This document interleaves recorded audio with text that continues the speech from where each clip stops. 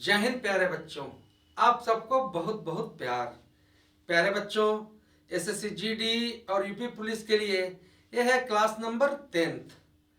बच्चों, क्लास बिल्कुल आपको यार बैलेंस करके किया जा रहा है। और जो बच्चा क्लास नंबर 1 से लगातार देखता चला आएगा, सिर्फ देखता चला आएगा, उसका जीके जीएस में कम से कम यार 10-12 मार्क्स जरूर बढ़ेंगे जो वर्तमान में हैं।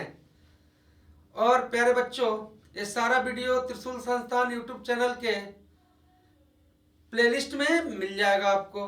तो जो बच्चे नए हैं वो चैनल को सब्सक्राइब कर लें, और जो बच्चे लगातार पढ़ने वाले हैं तो प्यारे बच्चों, आपका कमेंट ही हमें प्रेरित करता है कि हम आपके लिए मेहनत करें, क्योंकि आपके और हमारे बीच में संवाद वही चीज का है। चलिए देर नहीं करते हैं और आते हैं यार आज के सेशन में।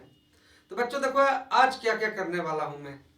सबसे पहले आपका यार भारत में जितने भी प्रसिद्ध युद्ध हैं उसका यार एक जबरदस्त रिवीजन देने वाला हूं। उसके बाद प्यारे बच्चों, साइंस का भी कुछ टॉपिक मैं आपके लिए करूंगा। उसके बाद आपको यार मॉडर्न हिस्ट्री से कांग्रेस को कवर करने का कोशिश करूंगा, रिवाइज कराने की कोशिश करूंगा। तो चलिए, अगर आप सीरियस विद्यार्थी हैं, मैथ, रीजनिंग, हिंदी आपका अच्छा है, तो आप ज्वाइन कीजिए। जीके जीएस आपका बेहतरीन से बेहतरीन करने का मेरा एक प्रयास है। प्यारे बच्चों, जब युद्ध का बात करेंगे तो आइए सबसे पहले बात करते हैं हम लोग यार 326 ईसा पूर्व। आप लोग के दिमाग में आ गया होगा 326 ईसा पूर्व क्या भाई? तो हाइडेस्पीच का युद्ध। हाइडेस्पीच का युद्ध। प्यारे बच्चों, इस युद्ध को हम लोग यार झेलम का युद्ध भी कहते हैं। और झेलम का युद्ध इसलिए कहा जाता है क्योंकि यार यह युद्ध झेलम नदी के किनारे लड़ा गया था। और इसी युद्ध को हम लोग यार बतिस्ता का युद्ध भी कहते हैं। और प्यारे बच्चों, यह जो युद्ध है वह यार सिकंदर और पोरस के बीच हुआ। सिकंदर एवं पोरस के बीच हुआ, और इसमें यार सिकंदर की जीत हुई। तो देखिए, हाइडेस्पीच 326 ईसा पूर्व, जिसे झेलम का युद्ध भी कहते हैं, बतिस्ता का युद्ध भी कहते हैं, सिकंदर और पोरस के बीच हुआ। और सिकंदर पोरस की कहानी आप सब लोगों ने सुना होगा। प्यारे बच्चों देखो यार, सिकंदर जो है वो मकदूनिया के यूनान का है। मकदूनिया आपका कहाँ का है? यूनान का। इसके पिता का नाम है यार फिलिप, है ना। और इनके गुरु तो आप सब जान ही रहे हैं, मैंने आपको पहले ही करवाया है, क्या? अरस्तु। सिकंदर के गुरु अरस्तु, अरस्तु के प्लूटो, प्लूटो के सुकरात, और तुलसीदास के गुरु नरहरिदास। और प्यारे बच्चों, आपको मीराबाई के गुरु रविदास, कबीर के गुरु संत रामानंद, रविदास के गुरु संत रामानंद। और प्यारे बच्चों, चंद्रगुप्त मौर्य का गुरु आप तो जान ही रहे हैं, कौटिल्य चाणक्य, विष्णुगुप्त कौटिल्य चाणक्य। और एक चीज आप कैसे भूल सकते हैं कि प्यारे बच्चों, आपको विवेकानंद के गुरु कौन? तो रामकृष्ण परमहंस। चलिए, सिकंदर के गुरु अरस्तु, सिकंदर है ना, सिकंदर यूनान मकदूनिया से आया प्यारे बच्चों। और 326 ईसा पूर्व में आपका यार इसकी लड़ाई हुई पोरस के साथ, जिसे हम झेलम बतिस्ता, है ना, तथा हाइडेस्पीच का युद्ध कहते हैं। बच्चों, सिकंदर जब भारत आया तो आपको ध्यान देना है कि भारत का एक गद्दार राजा, गंधार का राजा, उसमें राजकुमार था गंधार का, जिसका नाम था यार आम्भी। और आम्भी सिकंदर के अगर आगे नतमस्तक हो गया, और सिकंदर के सामने यार इसने मतलब सरेंडर कर दिया, और सरेंडर कर दिया और भारत के साथ गद्दारी किया। भाई, सिकंदर भारत पर आक्रमण किया, लेकिन भारत में वो आगे नहीं बढ़ पाया। नहीं बढ़ पाने का कारण क्या था प्यारे बच्चों? क्योंकि उसके जो सैनिक थे बहुत दिन से उसके साथ निकले हुए थे, थक गए थे, बोर हो गए थे। कितना भाई लड़ाई लड़ेगा कोई? सबका अपना घर है। तो प्यारे बच्चों, उसी समय आपको यार ब्यास नदी, भारत में यार उसमें बरसात का समय आ गया और ब्यास नदी में बाढ़ आ गई। तो ब्यास नदी में जब बाढ़ आ गई तो सिकंदर का सेना यहाँ पर आके सरेंडर कर गया और भारत से लौट गया प्यारे बच्चों। और 323 ईसा पूर्व में सिकंदर की मृत्यु हो गई आपको यार बेबीलोन में, बेबीलोन में। तो चलिए हम लोग ने जाना हाइडेस्पीच हेलम का युद्ध 326 ईसा पूर्व, सिकंदर यूनान दुनिया से आया। और देखिए जो रेगुलर पीछे से देखते हैं जो बच्चे आ रहे होंगे उनका यार आनंद का सीमा बढ़ता जाएगा, इतना मैं आपको वादा करता हूं। चलिए अब देखो प्यारे बच्चों, दूसरा युद्ध अभी आप जान लीजिए कौन सा। तो 261 ईसा पूर्व में आपको यार कलिंग युद्ध हुआ। और आप जानते हैं कि कलिंग युद्ध अशोक का आखिरी युद्ध है। इस युद्ध के बाद अशोक ने बौद्ध धर्म को अपनाया। लेकिन अशोक है कौन भाई? अशोक मौर्य वंश का राजा है। और मौर्य वंश का संस्थापक कौन? तो चंद्रगुप्त मौर्य। और चंद्रगुप्त मौर्य प्यारे बच्चों चंद्रगुप्त मौर्य प्यारे बच्चों 323 ईसा पूर्व में गद्दी पर बैठा। अब चंद्रगुप्त मौर्य के समय में देखो क्या क्या हुआ। एक चीज तो जान रहा है कि चंद्रगुप्त मौर्य के गुरु कौटिल्य, चाणक्य, विष्णुगुप्त जिन्होंने अर्थशास्त्र लिखा, ये आप जान रहे हैं प्यारे बच्चों, है ना। अगर आप 8 क्लास रेगुलर कर रहे हैं तो आप इस चीज को जान रहे हैं। अगर नहीं किए हैं सीरियसली तो फिर तो कुछ फायदा नहीं भैया, इधर उधर भागते रहो, कभी भी कंप्लीट नहीं हो पाओगे। प्यारे बच्चों 323 ईसा पूर्व में आपको चंद्रगुप्त मौर्य गद्दी पर बैठा, मौर्य वंश के संस्थापक। चंद्रगुप्त मौर्य के समय में आपको क्या क्या याद रखना है। पहला चीज बच्चों कि चंद्रगुप्त मौर्य के दरबार में आपका यार मेगास्थनीज आया। पूछा जाए कि मेगास्थनीज किसके दरबार में आया, तो चंद्रगुप्त मौर्य के दरबार में। और मेगास्थनीज जब चंद्रगुप्त मौर्य के दरबार में आया तो इसने यार इंडिका नामक पुस्तक की रचना की। मेगास्थनीज जब चंद्रगुप्त मौर्य के दरबार में आया तो क्या किया इसने? इंडिका नामक पुस्तक की रचना की। प्यारे बच्चों चंद्रगुप्त मौर्य से और क्या जानना है आपको?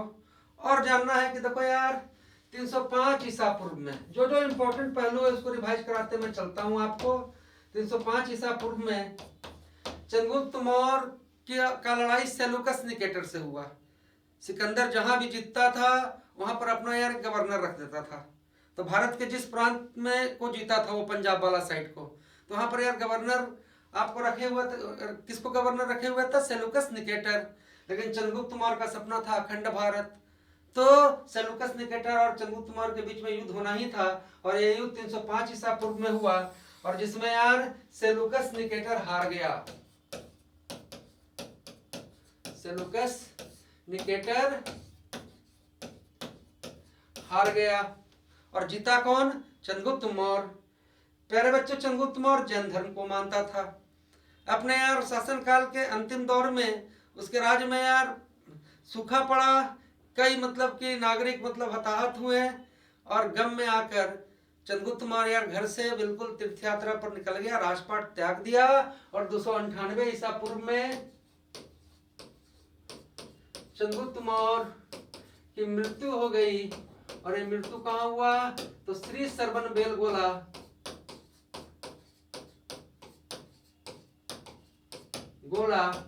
कर्नाटक में। तो चंद्रगुप्त मौर्य की मृत्यु कहाँ हुई? 298 ईसा पूर्व, श्री सरवन बेलगोला कर्नाटक। प्यारे बच्चों चंद्रगुप्त मौर्य का पुत्र था बिंदुसार और बिंदुसार का पुत्र हुआ अशोक। और अशोक यार बौद्ध धर्म को मान रहा है और अशोक ने अपने पुत्र महेंद्र और पुत्री संघमित्रा को बौद्ध धर्म प्रचार के लिए आपको कहाँ भेजा? श्रीलंका भेजा। अशोक का यार उत्तराधिकारी कौन था? तो कुणाल। और यार मौर्य वंश के अंतिम राजा थे बृहदत्त। पर आपको ध्यान रखना है मौर्य वंश से पहले मगध में था आपको नंद वंश। और नंद वंश की स्थापना कौन किया था? महापद्मनंद। और नंद वंश का अंतिम राजा कौन प्यारे बच्चों? तो घनानंद। और नंद वंश से पहले यार मगध में कौन सा वंश था? तो शिशुनाग वंश, शिशुनाग वंश। और प्यारे बच्चों आपको यार शिशुनाग वंश से पहले आपको यार मगध में था हर्यक वंश।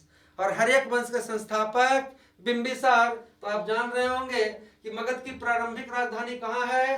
तो राजगृह। सबसे पहले राजवंश कौन सा? तो हर्यक वंश। चलते देखिए एकदम फटाफट, दिमाग फास्ट रखिएगा।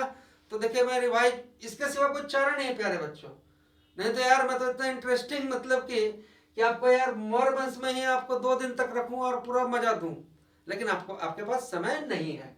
तो हर्यक वंश, और हर्यक वंश के संस्थापक थे यार बिंबिसार। बिंबिसार याद रखेंगे, हर्यक वंश के संस्थापक बिंबिसार। प्यारे बच्चों, बिंबिसार का पुत्र था आपको यार अजातशत्रु। और अजातशत्रु जब देखा कि उसके पिता यार मतलब कि बूढ़े हो रहे हैं पर गद्दी नहीं छोड़ रहे हैं, तो अजातशत्रु ने अपने पिता की हत्या कर दी। इसलिए अजातशत्रु कहलाता है पितृहंता।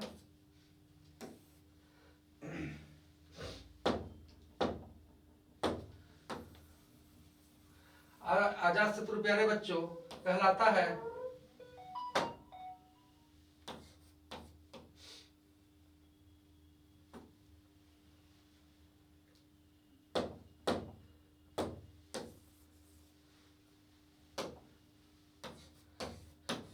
पितृहंता, पिता को मारने वाला। तो अजातशत्रु जिस समय था, हर्यक वंश था, राजधानी थी यार आपको राजगृह। राजगृह। और बच्चों जब राजधानी राजगृह थी, अब अजातशत्रु ने जैसा करने किया वैसा ही इसको भी भोगना पड़ा, और इसकी हत्या इसका पुत्र उदयभद्र ने कर दिया। उदयभद्र ने किया, और उदयभद्र ने इसकी हत्या करने के बाद मगध की राजधानी राजगृह से कहां लेके गया भाई, तो पाटलिपुत्र, जिसे पुराने जमाने में कुसुमपुर भी कहते थे। कुसुम मतलब हिंदी में आप जानते होंगे फूल। चलिए अभी तक युद्ध में क्या क्या जाने, चलिए युद्ध ही तो पढ़ रहे हैं, बाकी तो साइड साइड से लेके चल रहे हैं। 326 ईसा पूर्व हाइडे स्पीच का युद्ध, सिकंदर पोरस, 261 ईसा पूर्व कलिंग युद्ध, अशोक का अंतिम युद्ध। इस युद्ध के बाद अशोक ने अहिंसा को अपनाया, बौद्ध धर्म को अपनाया। चलिए बच्चों, अब यार जरा आप जानिए, देखो यार भारत में पहला अरबी आक्रमण मतलब अरब देश से, सऊदी अरब से, या आप कह सकते हैं कि भारत में पहला मुस्लिम आक्रमण जो हुआ वो हुआ यार 712 ईस्वी में। और किसने किया, तो मोहम्मद बिन कासिम, याद रखेंगे। और सबसे पहले भारत में यार जजिया कर लगाने वाला भी, जजिया कर लगाने वाला भी मोहम्मद बिन कासिम।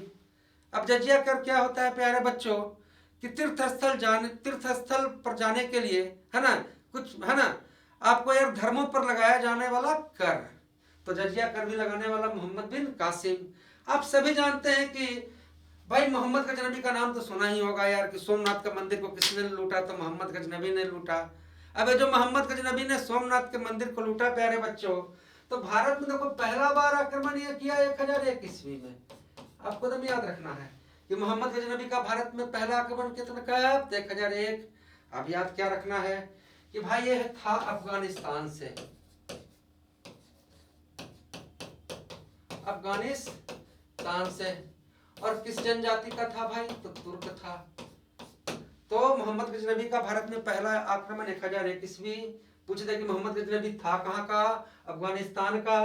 क्या जनजाति थी भाई, तो तुर्क थी। और 1025 में इसने यार गुजरात के प्रसिद्ध सोमनाथ मंदिर को लूटा। अब जान रहे हैं गुजरात में प्रसिद्ध आपको यार सोमनाथ मंदिर है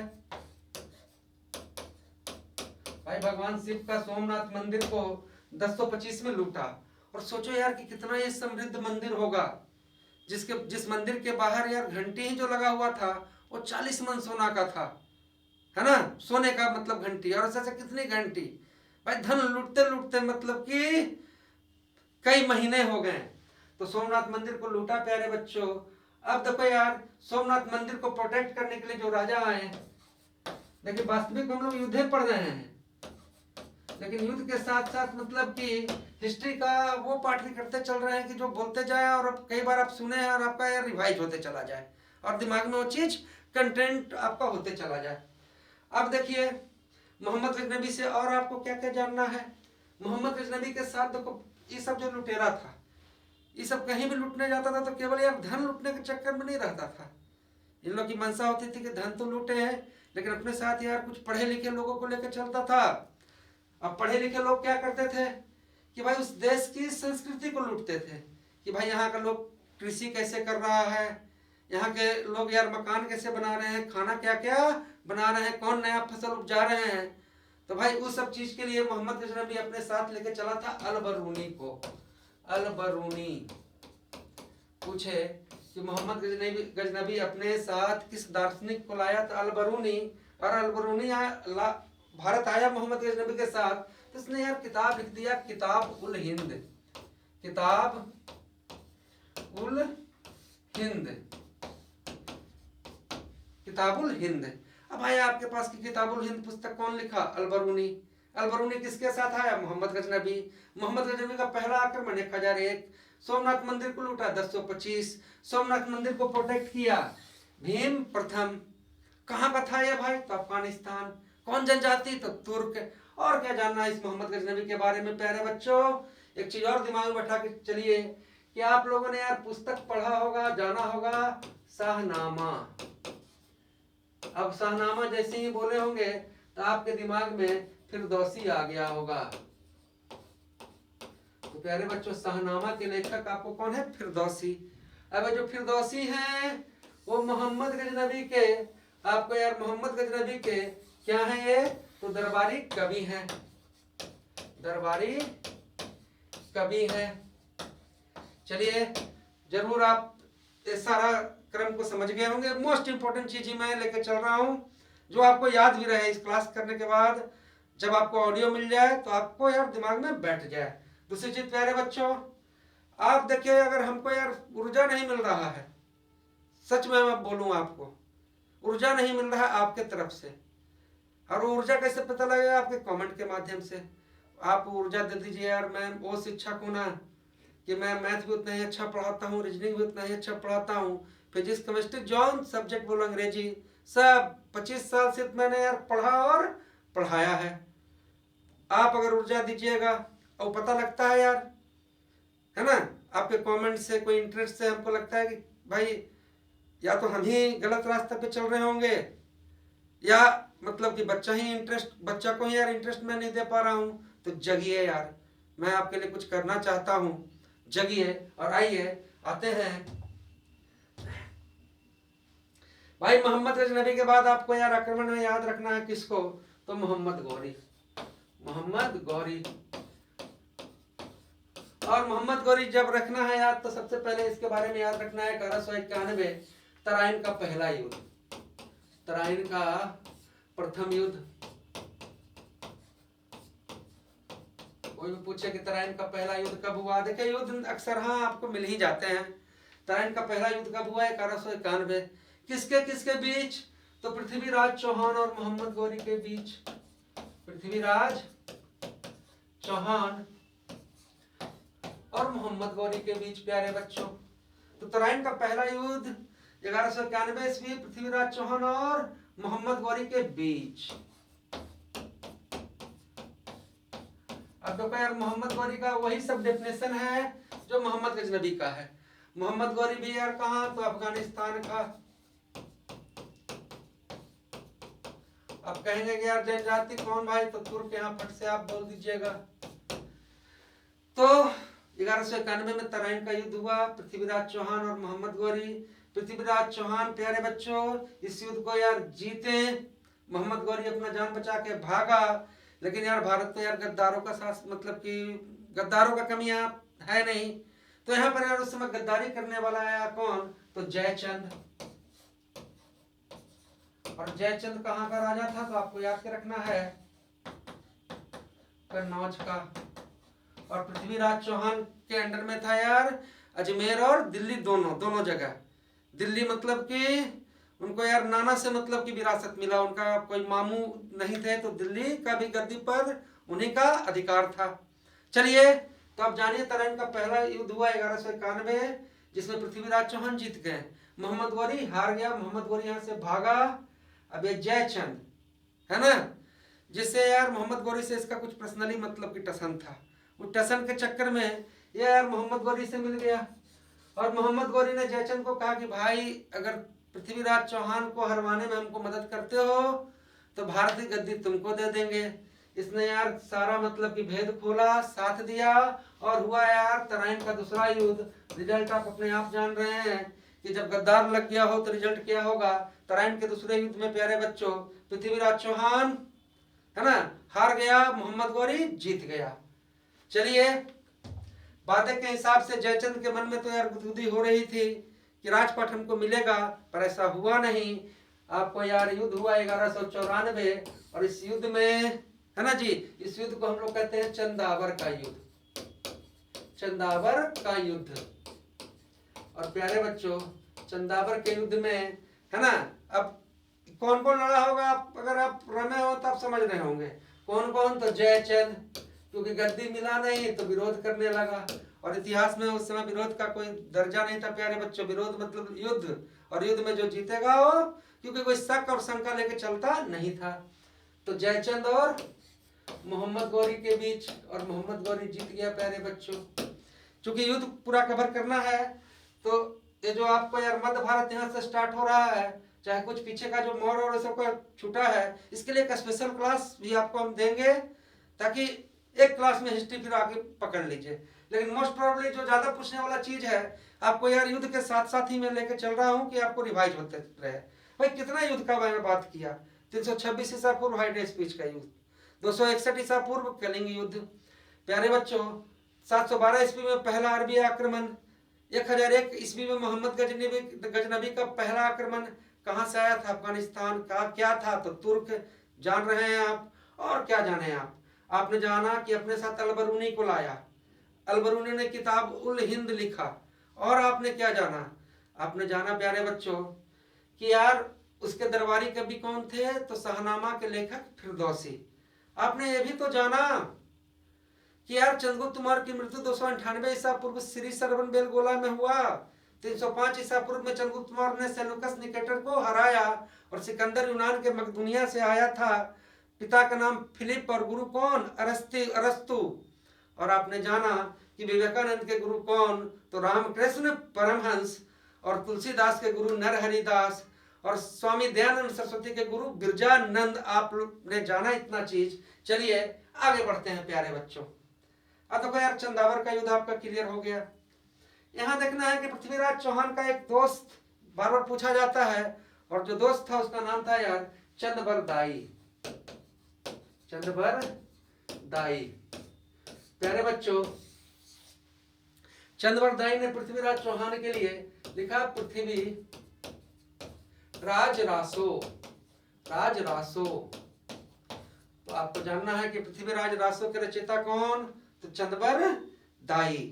तो बढ़ते हैं और पॉजिटिव रहिए। देखिए कमेंट नहीं करते हैं तो हमको बताओ कितना मेहनत से, कितना अगर जो बच्चा सीरियस है तो कितना कंटेंट से, कितना अच्छा सा चीज को लेकर आपको चल रहा हूँ, कितना कॉन्फिडेंट के साथ, है ना। क्योंकि मैं यार 50,000 से ज्यादा बच्चे यार पढ़ के संसर्ग में रह के आपको मंजिल प्राप्त किए हैं। आइए बच्चे जगिए, जगिए, जग नहीं रहे हैं आप। अब प्यारे बच्चों आप लोग को जानना है अब हम लोग आते हैं बीच का कुछ घटना, कुछ आताताई था। आताताई में आप जान जाइए। पहला आताताई कि देखो यार भारत का पहला विश्वविद्यालय, देखो दुनिया का पहला विश्वविद्यालय तक्षशिला, और भारत का पहला विश्वविद्यालय नालंदा विश्वविद्यालय। और नालंदा विश्वविद्यालय को नष्ट किया कौन, तो बख्तियार खिलजी, बख्तियार खिलजी। और प्यारे बच्चों इसने यार विक्रमशिला विश्वविद्यालय को भी नष्ट किया। विक्रमशिला आप लोग जान रहे हैं कि विक्रमशिला विश्वविद्यालय बनाने वाला कौन था, तो धर्मपाल। और नालंदा विश्वविद्यालय आपको बनाने वाला कौन था प्यारे बच्चों, तो कुमारगुप्त। और दोनों को नष्ट कौन किया, तो कुतुबुद्दीन ऐबक का कमांडर बख्तियार खिलजी, याद रखेंगे। उसके बाद प्यारे बच्चों 1225 ईस्वी में भारत के बाउंड्री तक आ चुका था कौन, तो चंगेज खां, चंगेज खां। अब चंगेज खां कहां से आया था, तो मंगोलिया से, याद रखेंगे। और चंगेज खां जब भारत आया, भारत के बाउंड्री के पास आया तो यार दिल्ली के गद्दी पर कौन था? इल्तुतमिश। इल्तुतमिश। उसी तरीके से आपको याद रखना है 1398 ईस्वी में भारत पर लुटेरा जिसने लूटा उसका नाम था यार तैमूर लंग। तैमूर लंग। तो हम लोग युद्ध के साथ कुछ कुछ आतताइयों का भी चर्चा करते चल रहे हैं भाई। आतताई में मोहम्मद गजनवी 1001 ईस्वी में सोमनाथ के मंदिर को लूटा 1025 में। तराइन का पहला युद्ध 1191 मोहम्मद गौरी पृथ्वीराज चौहान जीत गया, मोहम्मद गौरी हार गया। दूसरा 1192 जयचंद के गद्दारी के कारण पृथ्वीराज चौहान हार गया और जयचंद को भी यार नतीजा भोगना पड़ा 1194 के चंदावर के युद्ध में। पृथ्वीराज चौहान के दोस्त कौन? तो चंदबरदाई, और चंदबरदाई ने लिखा यार पृथ्वीराज रासो। और प्यारे बच्चों 1225 में आपको यार मंगोलिया का चंगेज खां आया। उस समय दिल्ली के गद्दी पर कौन था? तो इल्तुतमिश। और 1398 में भारत में कौन आया? तैमूर लंग। लेकिन कौन ऐसा बच्चा नहीं होगा, तैयारी करने वाला हर बच्चा ही जानता है कि पानीपत का प्रथम युद्ध यार 1526। कौन नहीं जानता है ना? बाबर और इब्राहिम लोदी ये भी जान रहे हैं। बाबर देखो अफगानिस्तान का था। युद्ध में क्या क्या चीज आपको याद रखना है। इस युद्ध में बाबर जीता और मुगल वंश की स्थापना की प्यारे बच्चों। इस युद्ध में यार पहला बार भारत में तोप का प्रयोग हुआ। पूछा जाए कि भारत के किस युद्ध में पहली बार तोप का प्रयोग हुआ तो कटाक से आपका आंसर होना चाहिए पानीपत के प्रथम युद्ध। और इसमें भी देखो कुछ चक्कर ऐसा ही हुआ। चक्कर क्या हुआ कि देखो यार यहां मान लो कि इब्राहिम लोदी राज कर रहा है दिल्ली के गद्दी पर, है ना? और इधर राजस्थान में है यार राणा सांगा,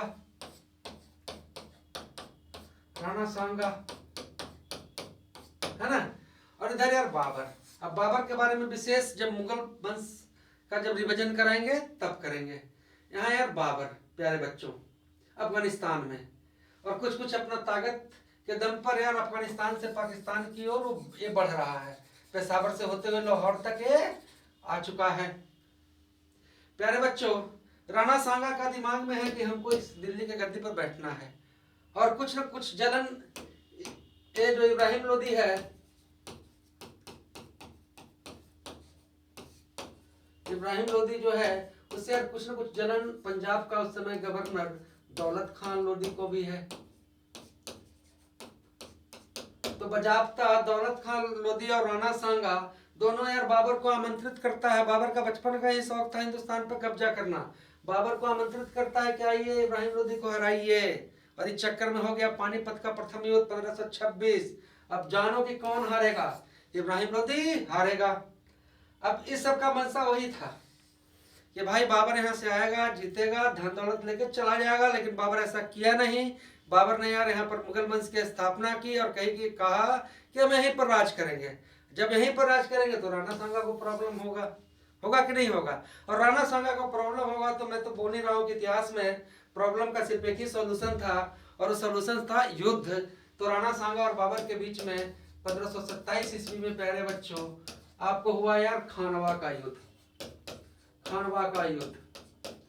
और इसमें यार बाबर जीता। धीरे धीरे बाबर यार भारत में अपना पावर बढ़ाने लगा। 1528 में बाबर ने यार युद्ध लड़ा कौन सा? तो 1528 में बाबर का युद्ध हुआ यार आपका चंदेरी का युद्ध।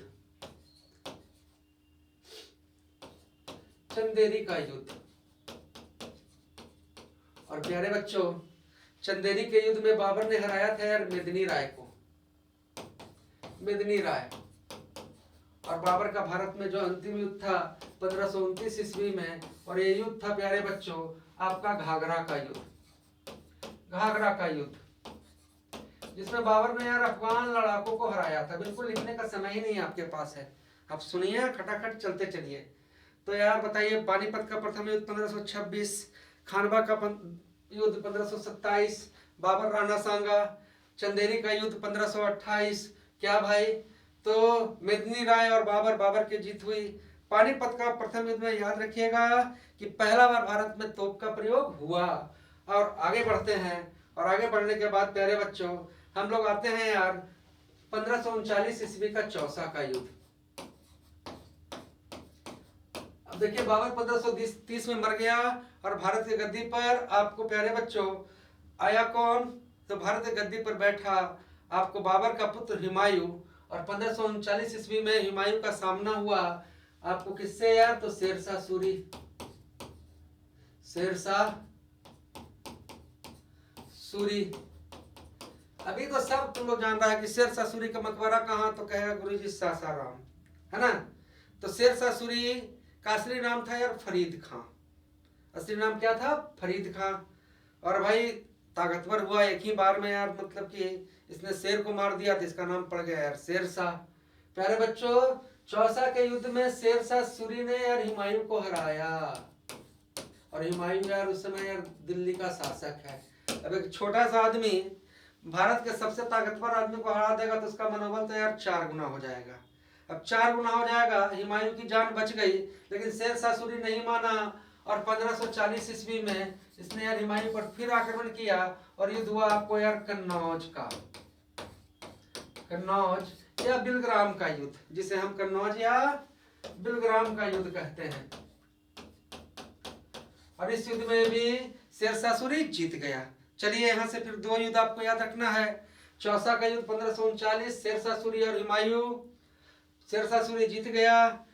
कन्नौज का युद्ध 1540 शेरशाह सूरी और हुमायूं। फिर से शेरशाह सूरी जीत गया। शेरशाह सूरी कहाँ का भाई? तो बिहार के सासाराम का। इसे शेरशाह सूरी का मकबरा कहाँ है? तो सासाराम। इसका असली नाम क्या है? फरीद खां।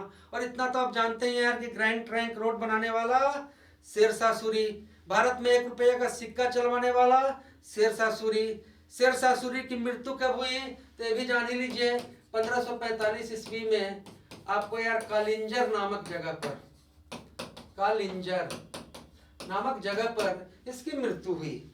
देखिए मैं आपके लिए, आपका कमेंट अच्छा रहेगा तो मैं आपके लिए जरूर ऑडियो बनाऊंगा। अब मैं तो बंद गया हूं और आप लोग मतलब कि सीरियस हो नहीं रहे हैं। अब सीरियस नहीं होने के कारण क्या होता है कि आदमी सोचता है कि मैं तो मेहनत कर रहा हूँ, अगला कर ही नहीं रहा है, अब फायदा हो नहीं रहा, तो फिर थोड़ा सा आदमी डिमोरलाइज होता है। भाई कोई काम करे तो अगला को कुछ मिले। चलिए आते हैं अगला प्यारे बच्चों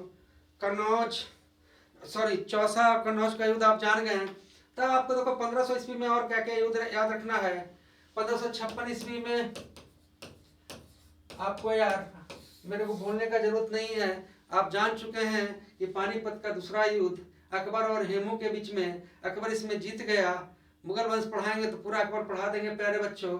याद रखिए 1565 ईस्वी में तालीकोटा का युद्ध, तालीकोटा का युद्ध 1565 ईस्वी में तालीकोटा का युद्ध। और यह युद्ध क्यों याद रखना है? क्योंकि इसमें यार विजयनगर साम्राज्य का अंत हुआ।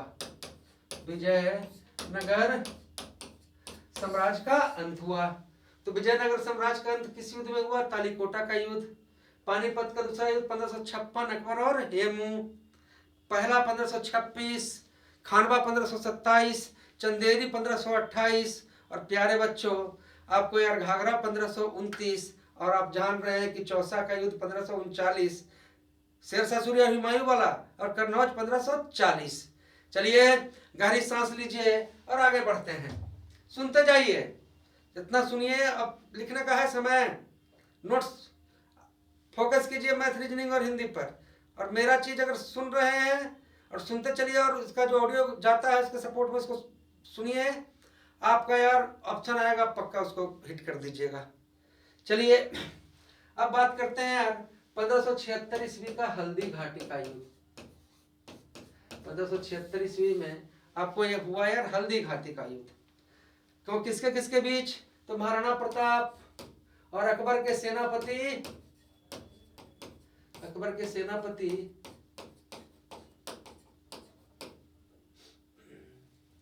अकबर के सेनापति आपको यार कौन? तो मानसी के बीच, मानसी के बीच। बच्चों आगे आइए और बात करते हैं हम लोग अब, आप सब जान रहे हैं प्लासी का युद्ध 1757 आप लोग जान रहे हैं, सिराजुद्दौला और किसके बीच, तो लॉर्ड क्लाइव के बीच, लॉर्ड क्लाइव के बीच। देखो क्या हुआ कि देखो यार लॉर्ड सिराजुद्दौला को धोखा देने वाला, जैसे आपको यार पृथ्वीराज चौहान को धोखा दिया जयचंद, है ना, पहला गद्दार जो भारत का था वहां भी जब सिकंदर आया था, तो सिराजुद्दौला का जो मंत्री था मीर जाफर जो है राजा बनने के चक्कर में लॉर्ड क्लाइव को सपोर्ट कर दिया, प्लासी का युद्ध हुआ और इसमें यार सिराजुद्दौला की हार हुई और बंगाल पर आपको यार अंग्रेजों का कब्जा हुआ। इसके बाद यार आपको युद्ध हुआ 1764 में बक्सर का युद्ध प्यारे बच्चों, और बक्सर के युद्ध में अंग्रेज की तरफ से था हेक्टर मुनरो, और भारत की तरफ से देखो बक्सर के युद्ध में कौन कौन था, थोड़ा सा कहानी समझो यहाँ से। अब देखो यार प्लासी के 1757, मीर जाफर ने यार सिराजुद्दौला याद रखेंगे, सिराजुद्दौला, तो मीर जाफर ने यार सिराजुद्दौला को हराया, है ना सॉरी मीर जाफर ने ही सिराजुद्दौला को हराया। कैसे हराया, क्योंकि यार अंग्रेज से मिल गया, लॉर्ड क्लाइव से मिल गया इसी शर्त पर कि हम राजा बनेंगे। हुआ ये भी आपको यार प्लासी के युद्ध में, है ना, सिराजुद्दौला हार गया, लॉर्ड क्लाइव जीत गया और मीर जाफर राजा बना। लेकिन राजा तो बन गया पर इसका यार अंग्रेज राजा गद्दी पर बैठा दिया सिर्फ नाम के लिए, पर इसकी यार सारी शक्तियों को छीन कर दिया, है ना, और सिर्फ रबड़ स्टैंप रह गया। इस चीज को समझा, ये विरोध किया। फिर इसका दामाद मीर कासिम यार गद्दी पर बैठा। मीर कासिम भी कुछ दिन रहा और अंग्रेजों के साथ अनबन हुआ, ये भी कहा कि हमें भी राजा बनने का कुछ विशेष शौक नहीं है, ये भी एक साइड हटा। अब मीर कासिम जब साइड हटा प्यारे बच्चों, तो मीर कासिम ने अपनी राजधानी यार मुर्शिदाबाद से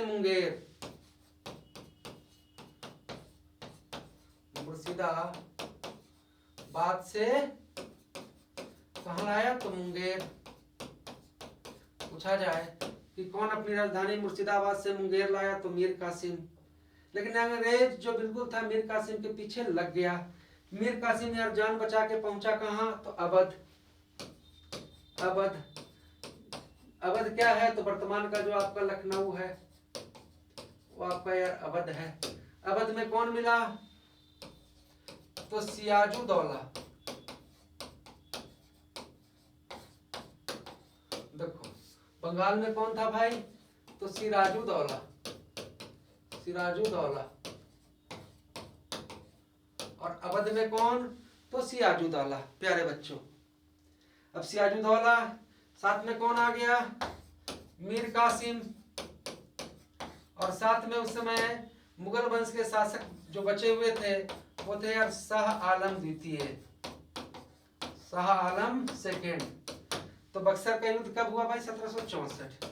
ये तीनों आपस में मिला, सिराजुद्दौला, मीर कासिम और शाह आलम द्वितीय, और सोचा कि अंग्रेजों का तीनों मिलकर मुकाबला कर लेते हैं और अंग्रेजों को हराते हैं, है ना। और अंग्रेज के साथ से यार जिसको कमांड किया था उसका नाम था यार हेक्टर मुनरो। प्यारे बच्चों इस युद्ध में आपको यार हेक्टर मुनरो जीत गया और भारत के तरफ से जो लड़ने वाले थे वो हार गए और अंग्रेजों का यार उत्तर भारत पर पूरी तरह से कब्जा हो गया। इस युद्ध के बाद, है ना जी, ये तीनों राजाओं के साथ आपको यार हेक्टर अंग्रेजों का समझौता हुआ 1765 में, जिसे कहते हैं इलाहाबाद की संधि। इलाहाबाद की संधि। पूछा जाए कि इलाहाबाद की संधि कब हुई, तो याद रखेंगे 1765, प्लासी 1757, बक्सर 1764, हल्दी घाटी 1576, है ना जी, तालीकोटा 1565, चौसा 1539, कन्नौज 1540 और शेरशाह सूरी की मृत्यु कहाँ, तो कालिंजर में 1545 में। ग्रैंड ट्रंक रोड भी बनाया शेरशाह सूरी। बच्चों आइए अब हम लोग यार कुछ और युद्ध को करते हैं। युद्ध आज इसको कंप्लीट करके ही आगे बढ़ेंगे। अब युद्ध में हम लोग कर लेते हैं आंग्लो मैसूर युद्ध।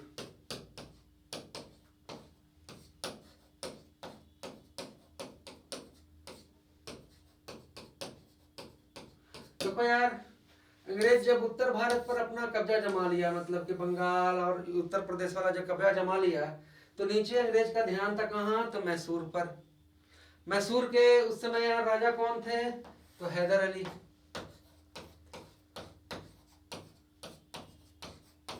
नीचे मैसूर पर नजर क्यों था, कि देखो यार नीचे इस साइड आपको हैदराबाद, निजाम, इधर मराठा, आई मैसूर सबसे कमजोर। अंग्रेजों का ध्यान था कि मैसूर को पहले कब्जा कर लें, फिर इन लोग का हिसाब किताब लगावल जाएगा। समझ रहे हो बात। यही सोच के अंग्रेजों ने यार प्रथम आंग्लो मैसूर युद्ध 1767 से 1767 से 69 के बीच हुआ। और इसमें यार कौन जीता, तो हैदर अली जीता। हैदर अली जीता और जीतने के बाद अपने मन मुताबिक अंग्रेजों के साथ समझौता किया 1769 में, जिसे कहते हैं यार मद्रास संधि। मद्रास की संधि। तो पूछ रहे कि मद्रास की संधि कब हुआ, तो आपको कहना है 1769। प्रथम आंग्लो मैसूर युद्ध कब, तो 1767 से 1769। प्यारे बच्चों, अब मुंह का तो खाया हैदर अली से, लेकिन अंग्रेज को चाहिए था, उत्तर भारत पर कब्जा हो गया तो दक्षिण भारत चाहिए था। तो देखो यार सेकंड आंग्लो मैसूर युद्ध, दूसरा आंग्लो मैसूर युद्ध हुआ, ये हुआ यार 1780 से स्टार्ट हुआ। अब इसमें क्या हुआ इस युद्ध में विशेष चीज, कि देखो 1782 ईस्वी में हैदर अली की मृत्यु हो गई। हैदर अली की मृत्यु हो गई। कब मृत्यु हुई, 1782 ईस्वी में। लेकिन मरने के बाद भी हैदर अली के सेना को कोई फर्क नहीं पड़ा। हैदर अली का बेटा आपको था यार टीपू सुल्तान। अरे भाई हम जानते ना कि मैसूर का शेर कौन, टीपू सुल्तान। और हैदर अली और टीपू सुल्तान की राजधानी कहाँ, तो श्रीरंगपट्टनम। तो 1782 में हैदर अली मरा और इसके बाद युद्ध का जो मतलब की जिम्मेदारी है वो टीपू सुल्तान के हाथ आया। और ये युद्ध यार 1784 ईस्वी तक चला। मैच दोनों में ड्रॉ रहा और 1784 में आपको हुआ मैंगलोर की संधि। मैंगलोर की संधि याद रखेंगे बिल्कुल। एसएससी जीडी और यूपी पुलिस वाला बच्चे के लिए मेहनत कर रहा हूं। मैंगलोर की संधि कब, 1784। प्यारे बच्चों अब आइए इधर। टीपू सुल्तान जब गद्दी पे बैठ गया तो तीसरा जो एंग्लो मैसूर युद्ध हुआ वो यार 1790 से 1792। इसमें यार अंग्रेज जीत गया या टीपू सुल्तान क्या हो गया, अंग्रेज जब जीता तो टीपू सुल्तान क्या हुआ भैया, हारा, है ना। और हारने के बाद टीपू सुल्तान की उसकी राजधानी श्रीरंगपट्टनम तक केंद्रित कर दिया गया। तो 1792 ईस्वी में आपको हुआ श्रीरंगपट्टनम की संधि। श्रीरंगपट्टनम की संधि। प्यारे बच्चों अब कहानी कहना रहता तो यार एक क्लास तो पूरा एंग्लो मैसूर युद्ध में निकल जाता, पर उतना समय आपके पास है नहीं। तो तीसरा 1790 1792 आंग्लो मैसूर युद्ध तीसरा। और इसमें यार टीपू सुल्तान हार गया, अंग्रेज जीत गया। और आपको कौन संधि हुआ, तो आपको श्रीरंगपट्टनम की संधि। और चौथा एंग्लो मैसूर युद्ध टीपू सुल्तान की हत्या करने के उद्देश्य से ही हुआ 1700। प्यारे बच्चों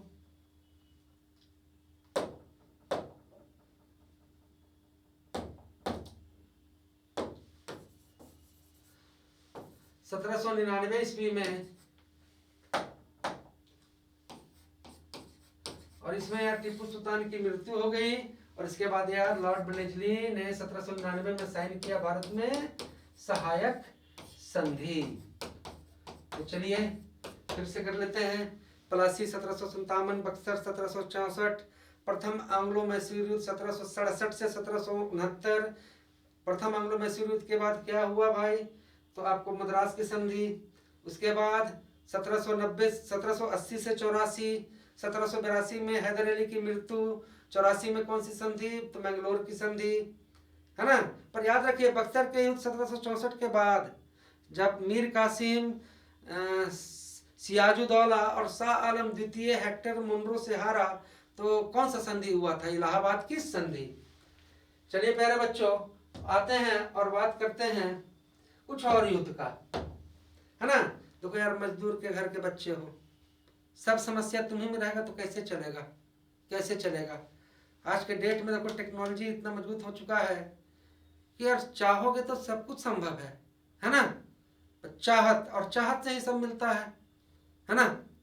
क्योंकि लड़ाई में यार एक सीट है 50 बंदा है, जिसकी चाहत सबसे ज़्यादा रहेगी, जिसकी मेहनत सबसे ज़्यादा रहेगी। इतना मैं कह रहा हूँ कि मैं आपसे जुड़ने का प्रयास कर रहा हूँ, लेकिन मतलब कि हो नहीं पा रहा है, आप जुड़ नहीं सही से पा रहे हैं।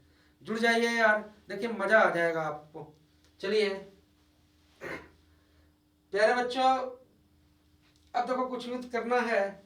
आप जानते हैं कि भारत में यार सबसे पहले यूरोपीय देश पुर्तगाल आया, पुर्तगाल के बाद डच आया, डच के बाद इंग्लैंड आया, इंग्लैंड के बाद यार डेनमार्क आया और सबसे लास्ट में फ्रांस आया। ये 5 यूरोपीय देश भारत को लूटने ही आया था। लेकिन यार आपका मान लो इसमें सबसे जो शातिर था वो इंग्लैंड था, है ना जी। और दोनों इंग्लैंड, और दूसरा नंबर पर जो शातिर था वो कौन था भाई, फ्रांस। और जो भी देश मान लो कि डच, नीदरलैंड या तुम्हारा डेनमार्क,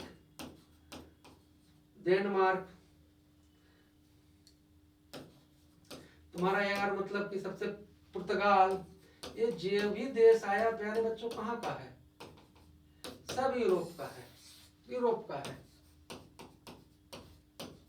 अब भारत है सोने का चिड़िया, ये सब के सब चाह रहा है कि कब्जा हो जाए। लेकिन यार डच कमजोर है, डेनमार्क कमजोर पड़ गया, पुर्तगाल कमजोर पड़ गया, कहा कि ना सरेंडर। लेकिन इंग्लैंड और फ्रांस दोनों 19-20 है ना, 20 पर ये है और 19 ये है। फ्रांस भी यार सोने की चिड़िया को नहीं छोड़ना चाह रहा है, इंग्लैंड भी सोने की चिड़िया को नहीं छोड़ रहा है। और ये दोनों को लड़ाई सिर्फ भारत में नहीं, पूरा दुनिया में ऐसे बहुत सारे देश पर ये लोग अपना अधिकार जमाने का लड़ाई लड़ रहा है। अगर फ्रांस इससे 20 होता है ना, तो सीधे मतलब कि बहुत सारे देशों पर कब्जा आपको फ्रांस का हो जाएगा। तो इन लोगों के बीच में यार हमेशा लड़ाई चला। अब इसमें से जो लड़ाई चला, इसमें कौन कौन लड़ाई आपका फेमस है, लड़ाई को थोड़ा सा देख लिया जाए। सबसे पहले यार देखो 1746 ईस्वी में, याद रखिएगा, मद्रास का युद्ध, भारत पर कब्जा के लिए युद्ध हुआ है। किसके किसके बीच, इंग्लैंड और फ्रांस के बीच, कहीं आपको कोई डाउट ना रहा होगा। फिर प्यारे बच्चों देखो यार सप्तवर्षीय युद्ध, ये 1746 में हुआ आपको मद्रास का युद्ध।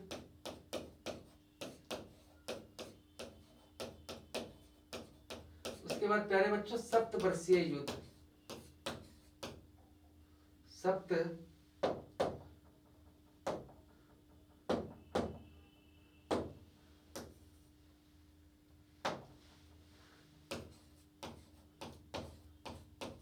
सप्तवर्षीय युद्ध। प्यारे बच्चों सप्तवर्षीय युद्ध आपको ये हुआ 1756 से 1763 के बीच, इंग्लैंड और फ्रांस के बीच में हो रहा है, भारत पर अपना यार पकड़ बनाने के लिए, ठीक ना। प्यारे बच्चों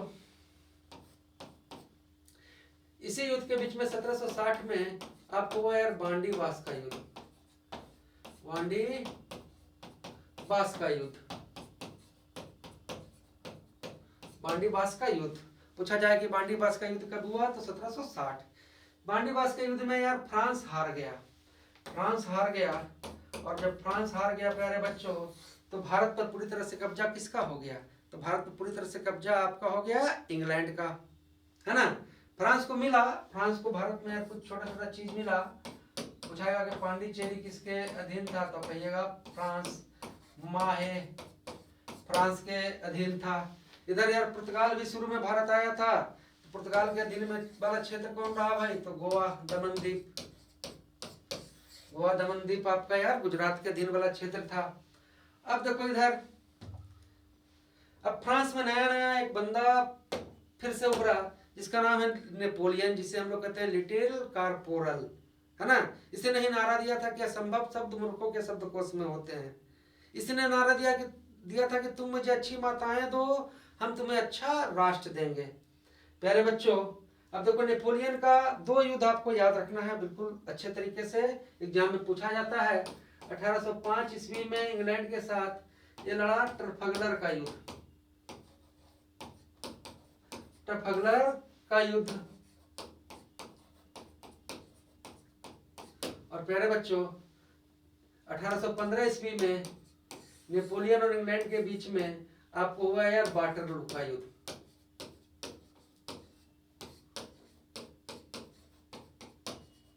इस युद्ध है ना, वाटरलू का युद्ध नेपोलियन का अंतिम युद्ध। क्यों? क्योंकि यार हार गया और इंग्लैंड इसको कब्जा करके लेके चला गया सेंट हेलेना द्वीप पर। सेंट हेलेना द्वीप पर जहां यार नेपोलियन की मृत्यु हो गई। कब मृत्यु हो गई? तो 1821 ईस्वी में। 1821 ईस्वी में। प्यारे बच्चों, युद्ध पर आए हैं तो आज युद्ध ही कंप्लीट कर लेते हैं। युद्ध का करीब सारा इंपॉर्टेंट युद्ध का रिवाइज कर लेते हैं। आपने यार कहीं ना कहीं सुना होगा अफीम युद्ध।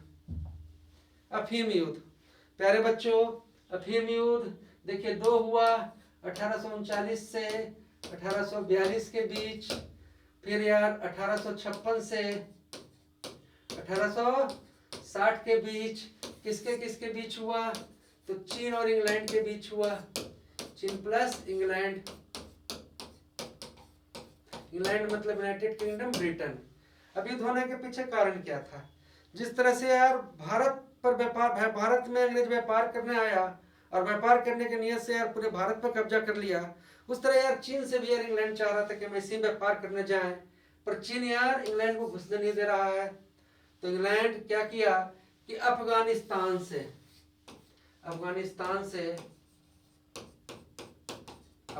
इंग्लैंड के हाथ में था। अफगानिस्तान में यार पूरा अफीम गुबावे, और ये अफीम आपको यार चीन में मतलब कि स्मगल करे, वहाँ के युवाओं को खराब करे, वहाँ के जड़ को खराब करे। और जब जड़ खराब होगा तो यार देश तो हार ही जाएगा। तो अफीम का युद्ध याद रखिएगा 1839 से 1842, 1856 से 1860। प्यारे बच्चों, प्रथम विश्व युद्ध आप जान रहे हैं 1914, 1918। दूसरा विश्व युद्ध 1939 से 1945। तो देखिए सारा युद्ध तो नहीं, लेकिन मोस्ट इंपॉर्टेंट युद्ध मतलब कि, और साथ साथ में बहुत सारा चीज मैं आपको फास्ट कवर करने का कोशिश किया। प्यारे बच्चों, आपको ऐसा क्लास चाहिए तो आपका कमेंट मेरे लिए बहुत जरूरी है, और जितना मात्रा में कमेंट रहेगा समझो यार कि मेरा समय उतना ही ज़्यादा आपके साथ बितना चालू हो जाएगा। तो प्यारे बच्चों, जम से पढ़िए, मेहनत कीजिए और अपने माता पिता के सपने को साकार कीजिए। आप सभी को बेस्ट ऑफ लक। जय हिंद, जय भारत।